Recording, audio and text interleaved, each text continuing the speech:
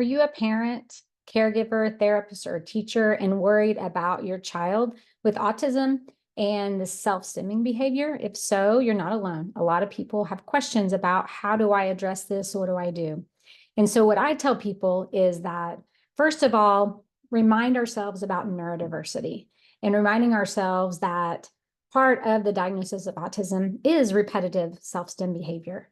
Okay. And so reminding us and it's thinking about, okay, am I trying to, have this child not have autism anymore, right? To completely get rid of self-stim behavior. If so, I need to think differently about the self-stim behavior. Because you think about that might be the only way that child or that individual has to relax or show excitement is through their self-stim behavior. And we all at times have different repetitive type behaviors that we participate in.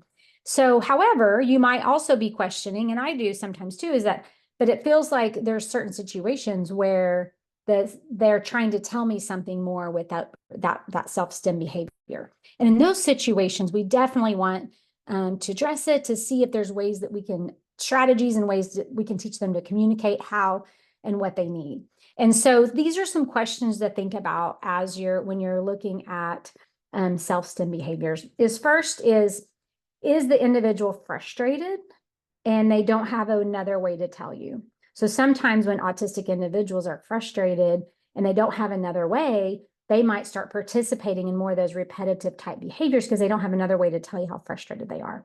In those situations, you'd want to focus on teaching them other ways to express their frustration. So that way you can start understanding what they need and what type of support they might need. The second question is the individual super stressed and they have no other way to relax? If so, maybe we look at, is there other ways that we can teach them to relax? So is there some deep breathing techniques? Can we take a walk? Is there other types of visual things that we can do to teach them other ways other behaviors when they're stressed? Because we all need different ways to handle stress. The third one is and I see this happening a lot. Is this the autistic individual trying to tell you that they're bored and they don't have anything else to do?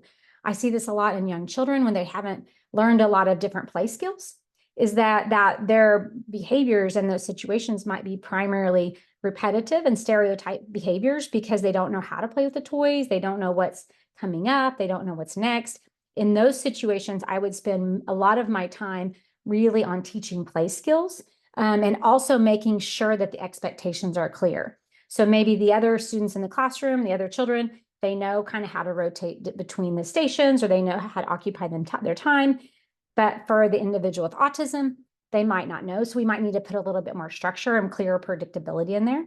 So those are some 3 questions to ask yourself when you are really trying to better understand the self-stim behavior in autism.